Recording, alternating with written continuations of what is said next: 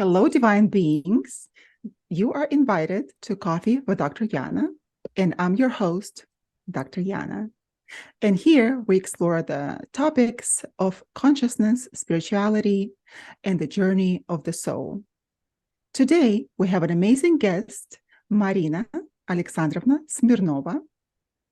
She is a transpersonal psychologist and a full professor at Saybrook University who oversees consciousness, spirituality, and integrative health specialization.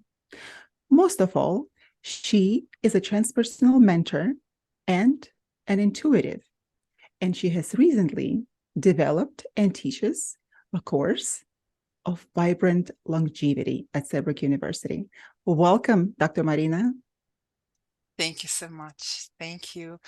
And I'm so delighted to share this conversation with you, Dr. Greenberg, and also to have a wonderful opportunity to share the ideas with others, with our viewers and listeners.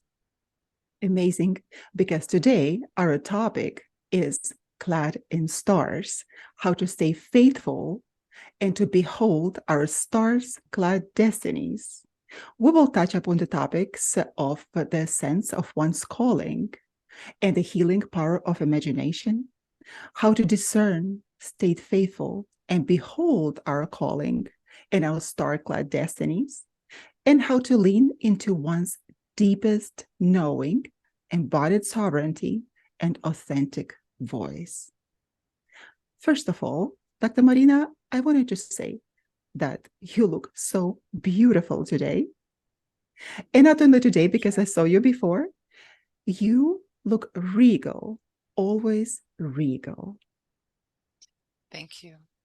It is said that we are not able to recognize in another something that we're not in touch with in ourselves. Thank you. We're both regal and both queens. Queens stand united. Well, Dr. Marina, could you please tell me something about yourself? Something that other people perhaps don't know. Well, with respect to our topic about destinies, yes, clad in stars, there's something to be said about being willing to attune, to pay attention, and to be faithful to the calling that each of us has. And in terms of my own life, my own path, I'd like to think that I have been faithful to my own calling, deviating from it from time to time, postponing it from time to time, putting it on the back burner from time to time, and nevertheless picking it up because, as James Hillman noted in his book, The Soul's Code, he noted that we can postpone it, we can deny it, we can intermittently miss it, but the calling does not go away. It returns. Well, first of all, what is the calling that everyone is talking about? How do we define it? I sense that everyone has an idea in their hearts what that is, and definitions are many. And yet, in our conversation today, I think it would be helpful and useful to use James Hillman's ideas from his book, The Soul's Code. And the calling, he words it differently. He actually connects it to the acorn theory. And according to acorn theory, we are all born called, and we come into this world with an inward image that we're to fulfill. And as we begin our journey, we are also given a guardian angel or an angel or a daimon, and that being, that spiritual support, goes by different names as well in different cultures. True. And so in essence, calling is, to me, it is a path, an authentic path that is truly ours, that's no one else's, when we're not following in someone else's footsteps, although we can be inspired by someone else, but rather finding our own footing in this world. I know that you were revealed your calling a long time ago, just like myself. And it has been a long journey from the time that we have discovered our calling to the time when we actually started to fulfilling our destiny. And that process, I know, is a very long process. But I wanted to ask you, how do we find our calling in the first place? How has it been for you? Yes, yes, thank you. James Hillman, in that very text, The Soul's Code, speaks about, it makes reference to the Plato's myth of Ur, in which Plato really distills the idea of the trajectory, if you will, of unique paths. He speaks about the journey of a soul between lives and how a soul is given an opportunity to select a lot, certain lot in life. And the soul is also given a spiritual being or daimon or guardian angel, or we could call him the angel or her or them. So in that sense, we come into the world with a forgotten understanding that we have chosen. Could it be that we have chosen our lot, our circumstances of life, where we're born, into which family, who our parents are, and the list goes on. And certainly in that story, Plato also mentions that once the lot is chosen by the soul and the daimon is given, that the fates render it irreversible. And so the soul goes into the valley of oblivion, drinks the water of forgetfulness, and comes into the body with quite often almost full measure of forgetting. And the daimon, or the guardian angel, helps to remind us which way to go, especially as we hit crossroads. Yes. And so in my life, I have had that sense early on as a child. I remember what I now can call a transpersonal moment, where the veil lifted and I was able to be in both worlds in the same time.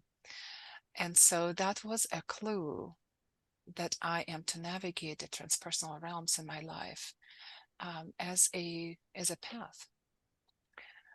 And of course, life has its way, and we are growing into, in families with parents and loved ones and extended families and close friends who have ideas of what we should do and how we should do it. So my mom was very, very passionate about me being in music in some fashion or another, because music was her life.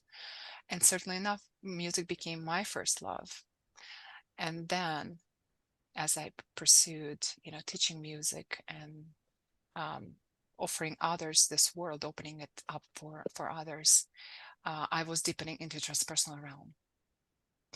And that was, well, it was a mystery, because no one in my family was really ever in psychology, let alone formally in transpersonal realms, navigating them. Although I do have a lineage of healers in my bloodline, on my maternal line.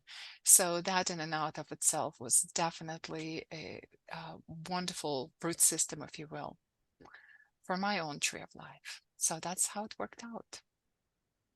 So, as you mentioned, your mom was very instrumental in your destiny. Yes. And the soul chooses its parents before it embodies here on earth.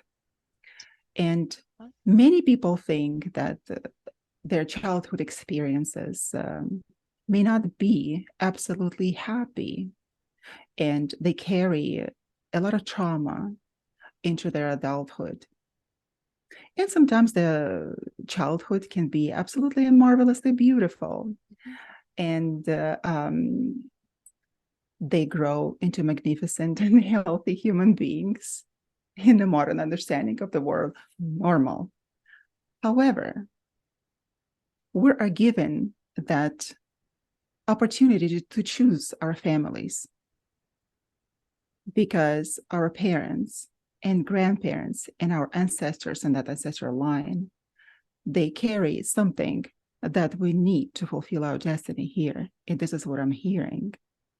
And it is so beautiful because I remember myself long time ago in my childhood also having a transpersonal moment, but I didn't know that it was a transpersonal moment because now we're speaking these terms. And at that time, as a child, you don't really understand what is happening. And you think that everything is a reality around you. And what you see is a reality for you. And perhaps other people perceive the reality the same way. But it was different for me. And I started sharing my visions, which I thought were an absolutely normal thing, with my parents and other people. And other people couldn't see it. Mm-hmm. I was able to see into what is called the spiritual world, parallel dimensions. I was able to foresee the future events, the past events, present, and the future events. And at that time, I still do, my amazing parents. But at that time, my amazing parents did not think that it was anything abnormal. And they started to help me to develop my gifts. And I'm deeply grateful to them for not stating that it was something abnormal, that something shameful in the society, because there are so many children that are not understood. And I was lucky enough to have parents who would understand and foster my gifts. But it was scary for them because at times I knew the last days of different people that would die, among nice and interesting events that would happen in the future. Some were dire, and they would ask me not to tell that to people. And of course that I wouldn't, but I would share that with my parents, and that would come true. And I didn't say anything to other people. But just like you, Dr. Marina, I have also grandmothers, both of them, that were healers, and they were knowing mothers, and perhaps their mothers as well. So it's a long lineage of knowing mothers in the family whose genes we have inherited, and not only earthly human genes, but also the spiritual genes that are embedded in our DNA. And that is a marvelous thing. So, and of course, that I know that from the beginning of the time when your destiny is revealed to you, to the time when you actually start fulfilling it, there can be many years. That's right. Even 10, 20 years can pass by before you actually decide to step into your shoes, or at least consider stepping into those shoes, because sometimes destinies, they are not such an easy thing, and it can be very difficult to comprehend even the idea of what is written for you in this life to fulfill. And for me, it was dire, I would say. And I was 17. And of course, having that kind of a childhood with interesting experiences, I had a destiny revealed to me at the age of 17, what I should be doing. And I said, no, how can I possibly? What are you talking about? I cannot take this path. It is too difficult. It is too unpredictable. What are people going to think of me? Because I'm such a modern person, you know. I live in a modern world, and here they're asking me of something that would include the life of a hermit, so to say. Yes. No, I'm a social butterfly. I need to be fulfilling my life. So I said, okay, you know what? I'm not doing it. I'm going to go get my education, and I'm going to go to United States because that was my I knew that was my destiny as well. At the time, I was 3 years old, somehow, very interestingly. And I said, no.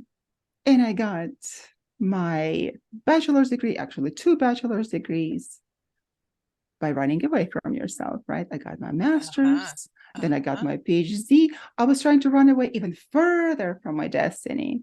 So, but finally, when I got into my PhD, when I graduated, they came back again and asked me, how long are you going to be running away from your destiny?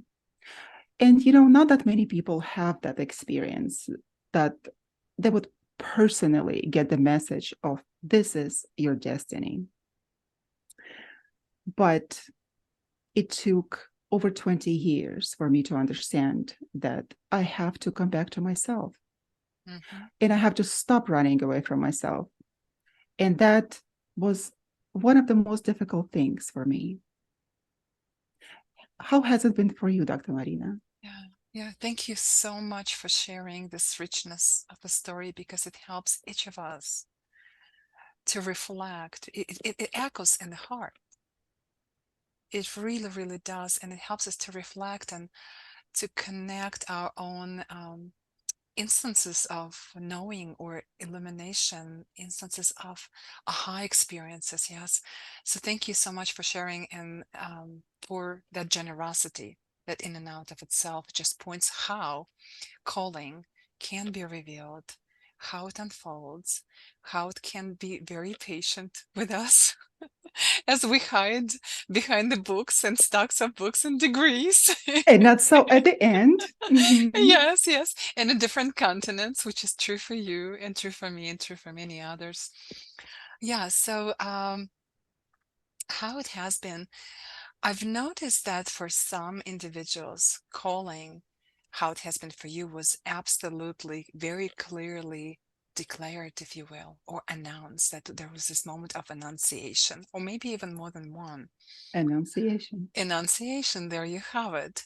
And for me, it was not an enunciation, but it was more an initiation, and I had to figure it out myself what exactly that is. And I'm still figuring this out, because I believe that calling is for life till our very last breath. This is why, I'm so interested in vibrant longevity, because I really feel that it will take the every breath that I hold to fulfill what I'm here to do. And why not give ourselves a privilege? Yes, in every way that we can accommodate that, in every way that we can influence how long we live, how well we live. Why not give ourselves that privilege, simply, even within the framework of fulfilling what we're here to do? So that's kind of connecting the two lines of development, the calling, and how we can continue to invest in ourselves in every way, mind, body, psyche, spirit, to be here in creative ways and generous ways, as long as we can. And for others, you've asked how it has been for me. For others, I've noticed that the gifts come in various facets. And we know of individuals who are gifted in different disciplines, and almost equally so. Call it polymath, or call it someone else, or giftedness beyond measures in a number of disciplines. So I would imagine this is a very complex kind of calling, to distill, to analyze, to synthesize, to bring together all of them. Let's say it's 5 levels of giftedness. Yes, how can they come together as 5 points of the star, perhaps even in the middle, and shine fully as that calling? So that's another way. I also notice how individuals, as they grow in trust, especially women, as they grow in trust to their own knowing, be it knowing in our own bones, as Clarissa Pinkola Estes points out, be it knowing in the heart, which is so true to all traditions, ancient wisdom traditions of the world, paying attention to the heart, or be it trusting their own intuitive vibe. The more trust we develop, the more I sense that the gift, the calling, yes, that angel speaks to us, and we're willing to follow despite opinions of others, despite of what claims society and our family and our loved ones and friends and colleagues and so on have upon us. When we develop that sense of trust and it deepens, all of a sudden we grow wings. And that in and out of itself is of course I use it as a metaphor, but each day we can simply bring it to reality, because imagination, and I'm so grateful to James Hillman and others who actually invested so much into exploring imagination and its usefulness for our past, for our being, for our calling, for fulfilling our stars-clad destinies. Yes.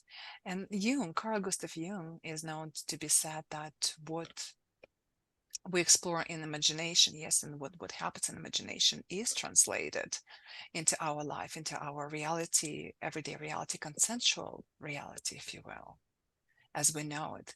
So investing in imagination and watering it and nurturing it and bringing it forth in all its beauty and glory in and out of itself is also investing in our destinies. It's just like in your path, Dr. Yana, in your path, you have dared to imagine the possibilities that were revealed to you.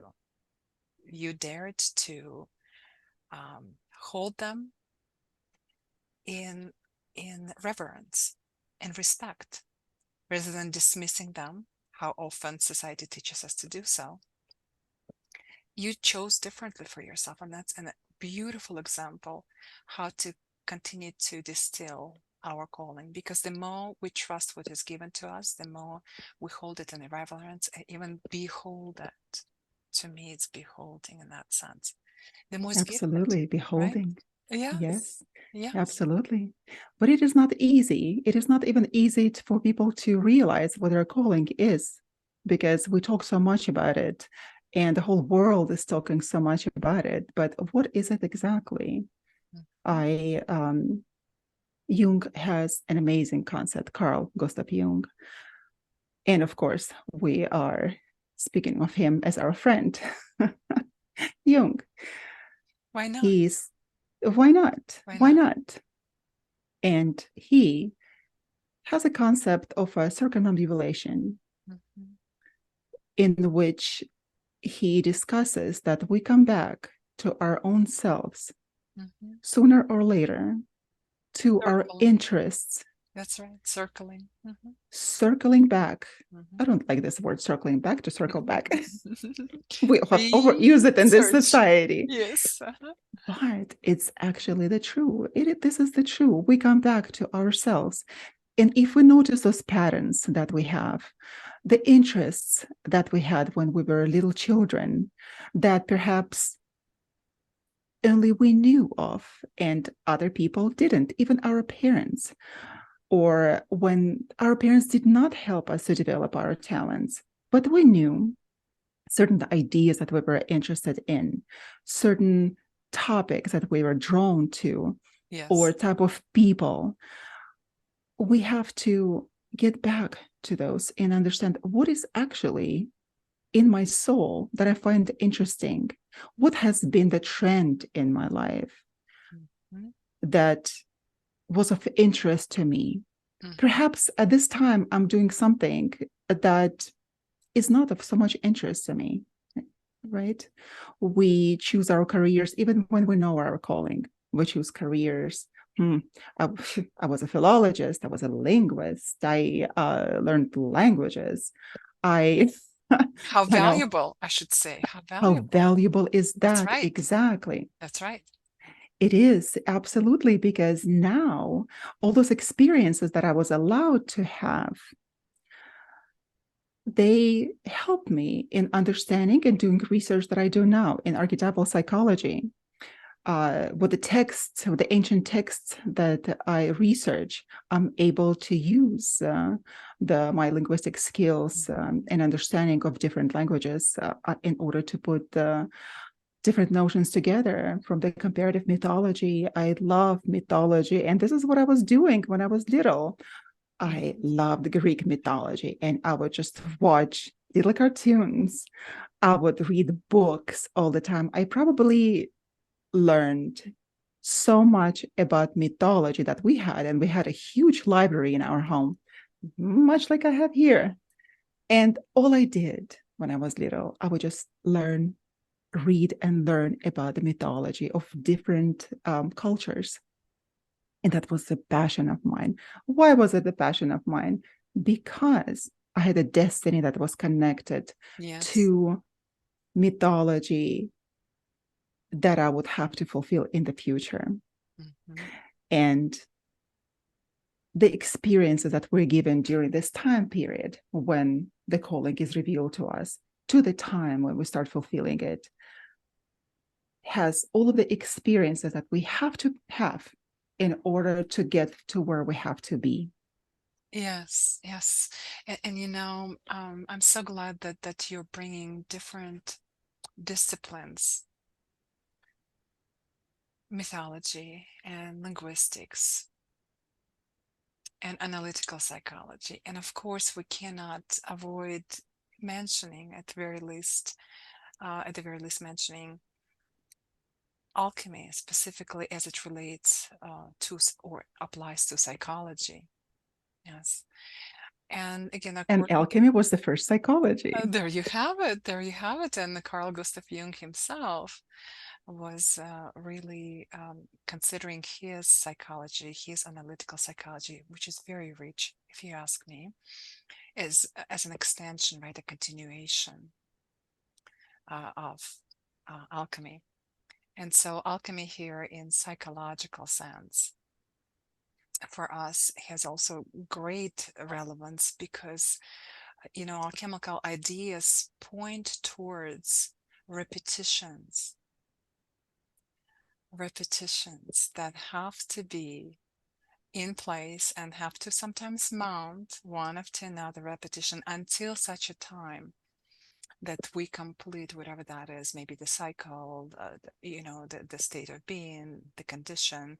You know, he was speaking about, actually, James Hillman, you know, for him, there are 4 main stages in development of a soul. And James Hillman was leaning not so much into spiritual aspects of alchemy, but more so into the soul aspects of alchemy, so related to psychology or psychology as a study of the soul. How often we forget that. Yes, Not the so mind, but the soul, in so fact. that's right, that's right. And so James Hillman pointed out that, you know, for him, he interprets you know, the journey of the soul and various states of the soul using the 4 different colors. Black is one of the primary colors, yes, white, yellow, and red. And of course the blue shows up, and there are 2 different kind of white colors before the black stage of the soul, yes, and also after, you know, after nigredo or blackening of the soul.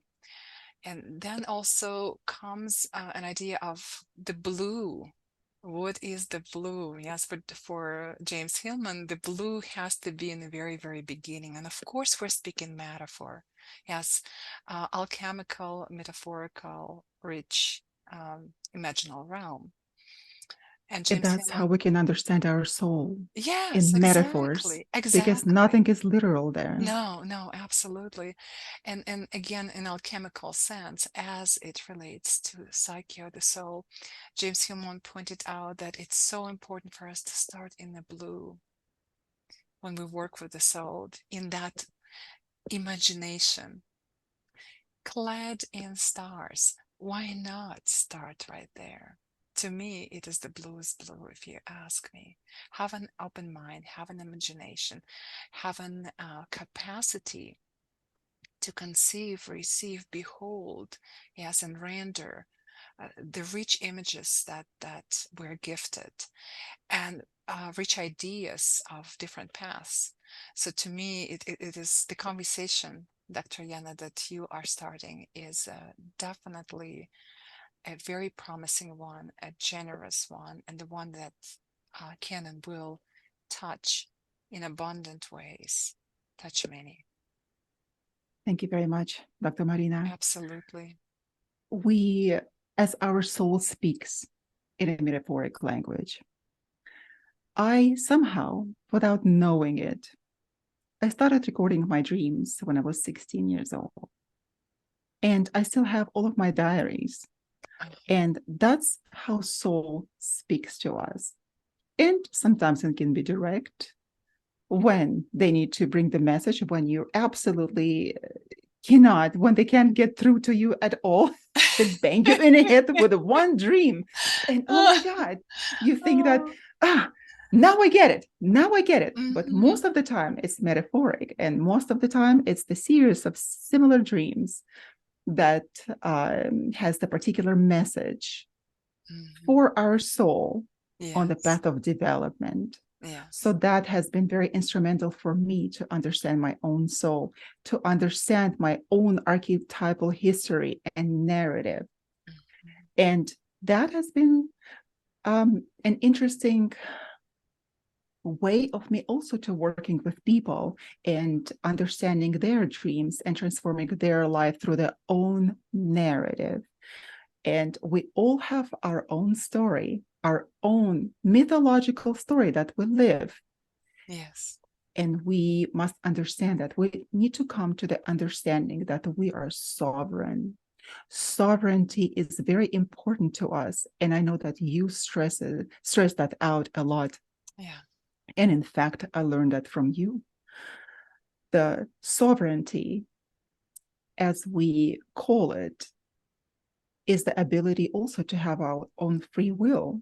Yes. I had a problem with it. I've always had a problem with this concept of free will that the philosophers have been imposing on us. And lately, the religious currents have also been imposing on us this concept of the free will. We can do whatever we want. We get to choose. But in my own research, lifelong research, I was able to see that it is not quite so. We adopt this idea of a free will, thinking that we can do everything. However, there are rules of destiny,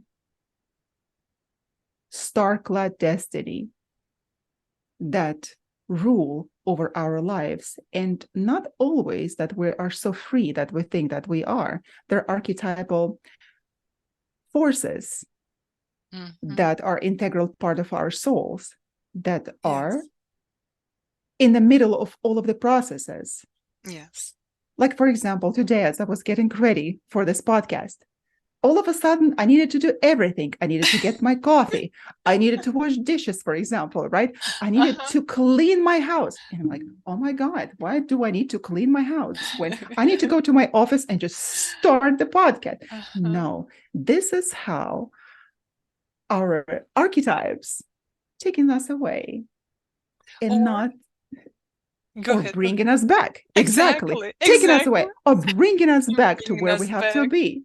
Exactly. Right. And the understanding the idea of our daimon, of our calling, they are always nearby.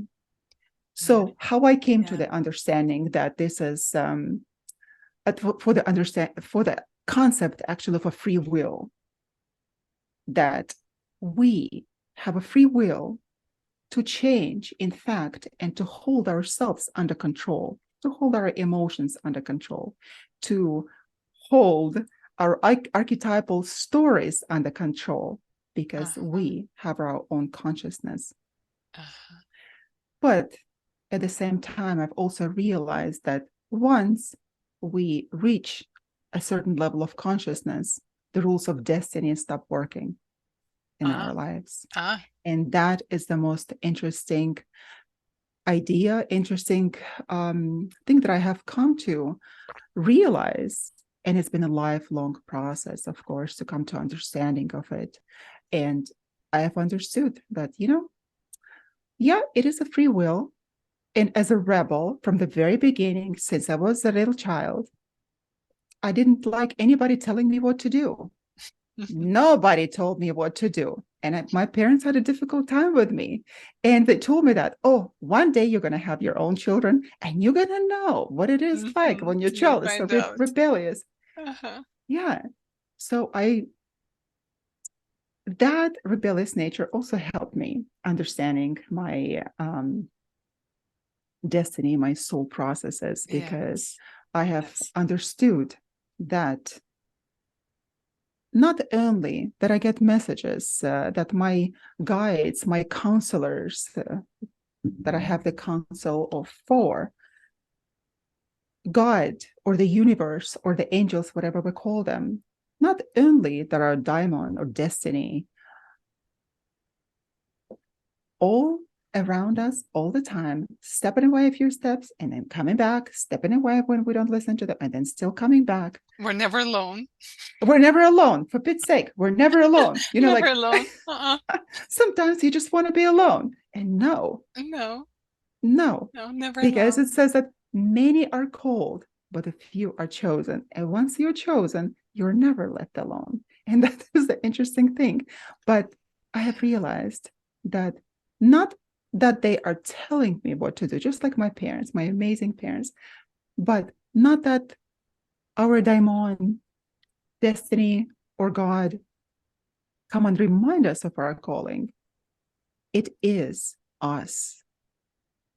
It is us. It is in our soul. That life path that we have on this earth has already been, well, first it was predestined, of course, and you chose your family, just like we spoke at the very beginning. We choose this family and we come into this family.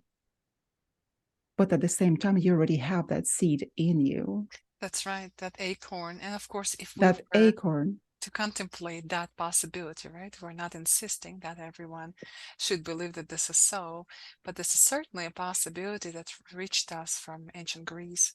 I'm so glad that you are looking at seemingly irreconcilable things, right? Of destiny, free will, and here's, of course, sovereignty.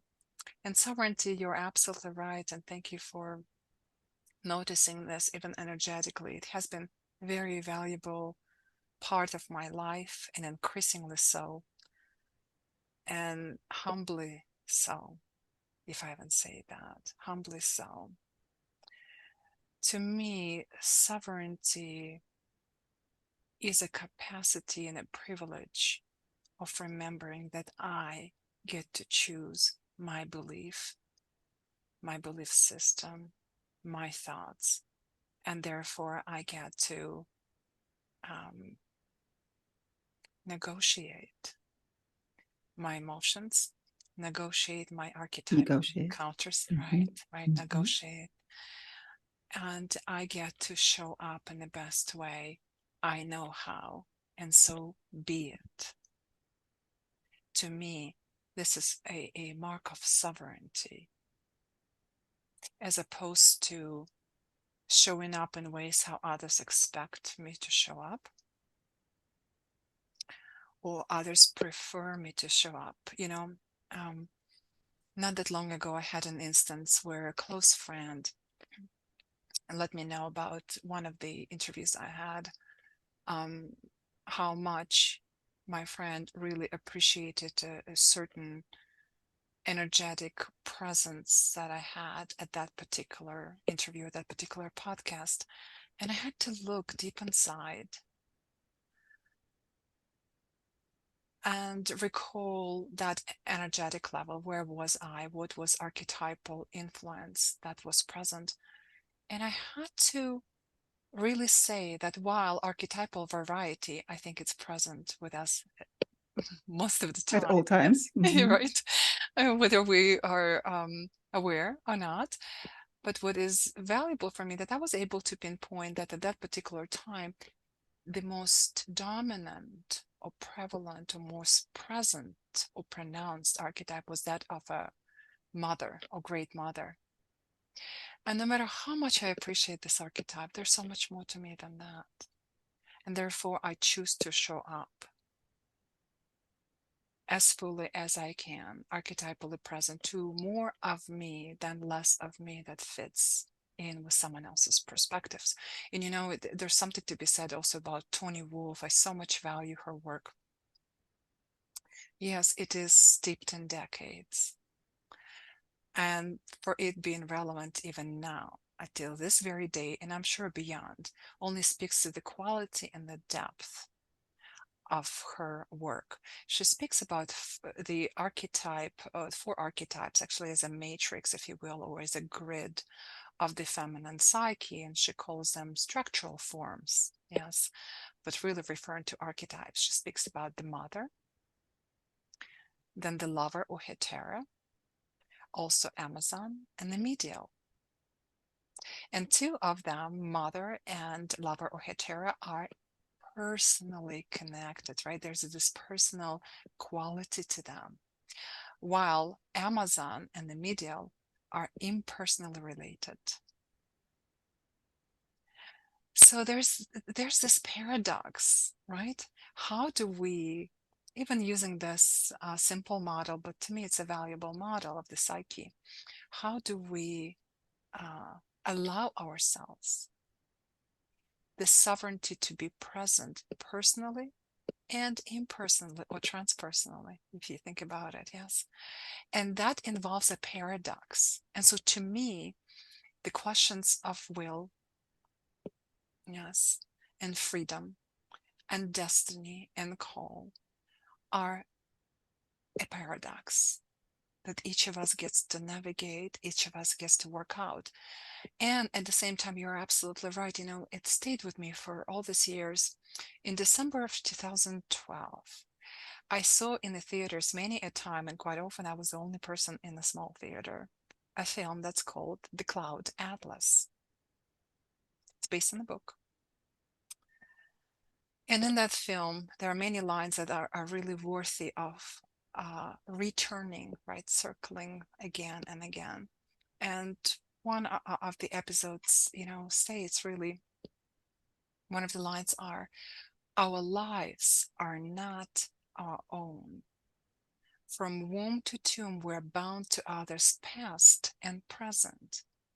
And with each crime and every kindness, we birth our future. And each time I think about this, each time I even say the words, my entire level of thinking and presence and energy is changing. And that is tribute to all of those individuals, after individuals and families and societies and elders on whose shoulders we stand upon. I'm here because of the sacrifice of so many others. It's a tremendous work to put a human life on this planet. So to me, connecting us again, that vibrant longevity with the path that we're here to fulfill, right? Or our own destiny, our own unique path that we trailblaze. To me, they go hand in hand. So my invitation is for us, yes, to continue in whichever way it seems doable or even attractive, to nurture the embodied psyche in such a ways that we are given our incredible human system with divine roots and opportunity to keep fulfilling what we're here to do and keep offering our own shoulders to those who need them, just like we need someone else's. Yes. That's exactly. Yeah. You said it so marvelously and so beautifully. I could not have Thank you. said any better. Thank you so much. And thank you very You're much most for your welcome. amazing inputs, your amazing perspectives on that, because I know that you are a well of wisdom. And I'm very fortunate to know you and to have you in my life. I want you to know that Thank you. I'm really grateful to the universe to have you in my life. And you are a blessing for many people, and not just me, to your students and people that you come in contact with and to other faculty members, of course, whether they know it or not, but most of them know it.